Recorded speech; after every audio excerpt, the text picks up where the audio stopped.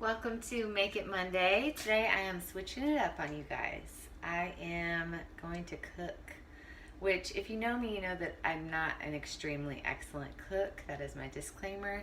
However, somebody close to me taught me this recipe and I have been playing with it ever since. So I'm going to let you in on what I have been doing pretty much the entire quarantine this year in 2020 is making a frittata over the weekend and then eating from it for the next few days. So this is my closest attempt to meal prep that I have. The thing I love about this recipe is you can throw pretty much in anything that you have left over from the week, produce-wise, into the frittata. If you have some tomatoes, great, throw them in, onions, anything. So you'll see today I pretty much just grabbed stuff from my refrigerator that I hadn't used up. It was about to go bad. It has really turned into a catch-all for me for cleaning out the refrigerator. So in case this is helpful for you, I'll show you my process for that. All right, first off, what ingredients I'm going to use. I'm going to use bacon. However, you could use anything, sausage, chorizo, or just do vegetarian is fine without any meat. I'm going to throw in some goat cheese. I have this mixture of red pepper, orange pepper, poblano pepper, and onion. I've got some heirloom cherry tomatoes and a Roma tomato that I just needed to use the end of. I've got some carrots that were about to go bad that I'm going to throw in, as well as you need salt, pepper. I also use turmeric, eggs. I also am using cojita cheese, but you could also use parmesan or skip this entirely. I'm using heavy whipping cream. I'm also going to sprinkle some shredded cheese on top. And I think that's it. So let's get started. First step, you want to preheat the oven to 350 and then turn on cast iron skillet. I'm going to do about medium on my range. And then I'm going to use kitchen scissors to cut up my bacon. I just put it in little pieces.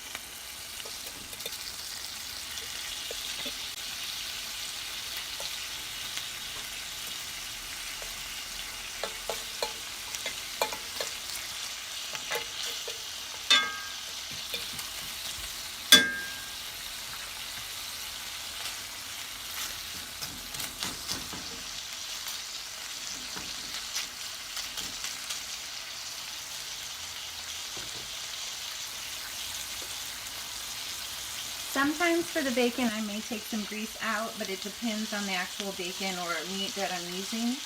We'll see how much grease is made. I may take some out, or I may just use it and incorporate it in. While that's cooking, you can chop the vegetables if you haven't already. And then for me, I'm going to go ahead and make my egg mixture. So I'm going to move my bowl so you can sort of see this at the same time. So I'm going to put in 6 eggs. Sometimes I do 5 depending on how thick I want the frittata to be.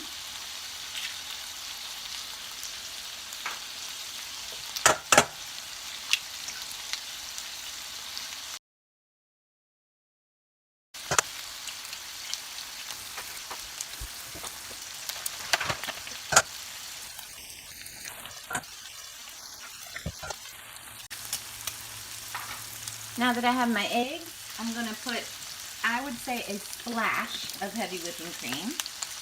Also going to stir my bacon a bit.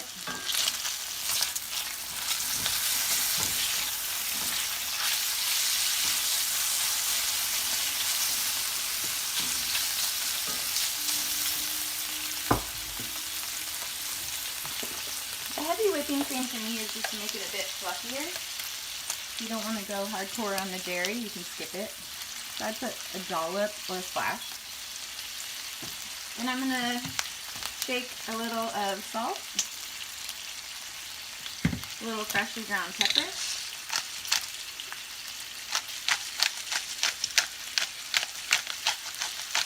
I kind of just cover the top of the eggs with the salt and the pepper. It is not an exact science for me. And then I put a dash of turmeric in here. This is for anti-inflammatory purposes, but also the color. I pretty much cook for how colorful things are.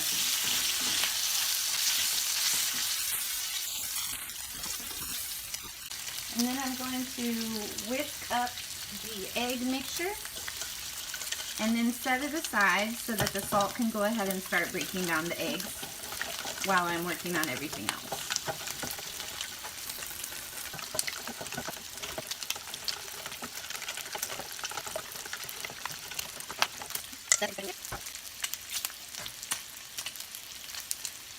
Additionally, I'm going to show one option, that is sometimes, if I have it, I'll throw in some Parmesan into the egg mixture. And this is actually Mexican cojita cheese, but same idea. I'm going to go ahead and stir that in as well.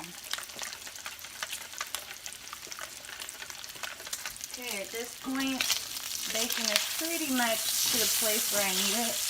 It is pretty greasy today, so I am going to take some of this grease out.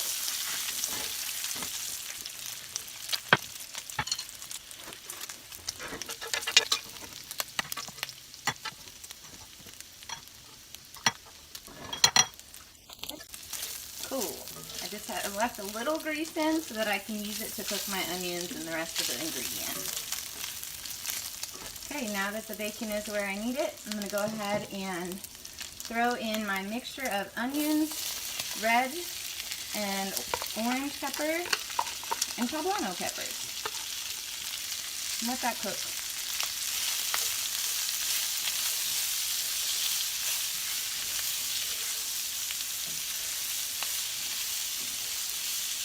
I just love all the colors.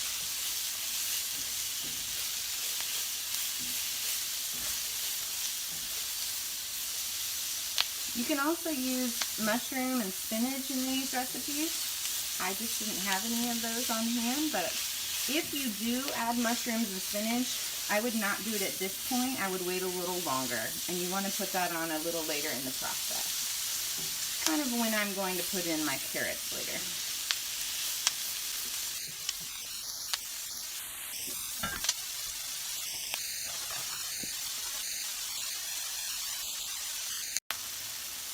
Alright, at this point, my first round of veggies have been sauteing for a bit.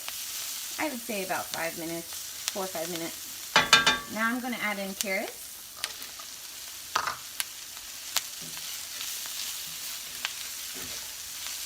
Mix those up and let those saute for about 2 to 3 minutes.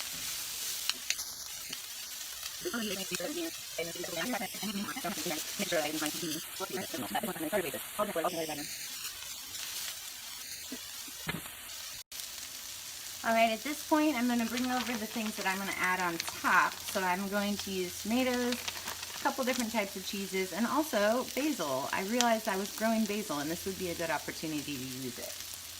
So, next step, you're going to want to pour in the eggs.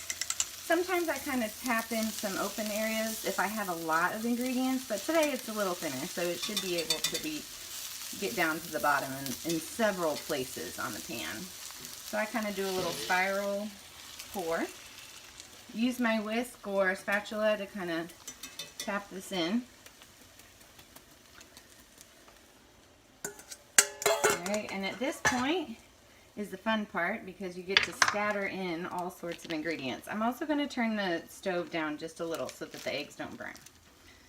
So one thing I have discovered I love in frittatas is goat cheese. Who knew? So I just break it up into little pieces, spread it all out. It adds a really neat, like, kind of sharpness to the whole thing.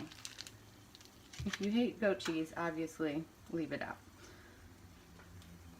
I'm also going to spread around some tomato pieces.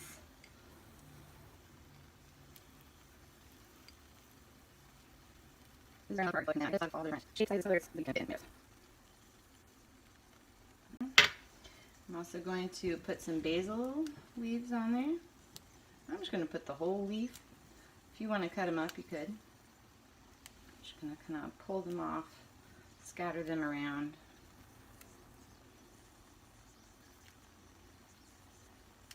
To me, it almost makes it taste like pizza. I've also put mozzarella cheese on top for that endeavor, actually. And if you use Italian sausage and then put mozzarella and basil in there, it'll be like you're having a pizza. And finally, a little cheese sprinkled on for good measure. I love cheese. Okay, now we're ready to put in the oven for about 15 minutes. Okay, I just took it out of the oven and it looks like it's good. The reason I can tell is because the edges are starting to pull away on their own from the skillet, and that's how I was taught to know that this guy is done. You can also kind of pat on the middle to make sure it's not super runny. Seems like it's good. Has a little spring to it. So I'm just going to let it cool and then cut it into pizza slices, and that will be my breakfast for the week. Thanks, y'all.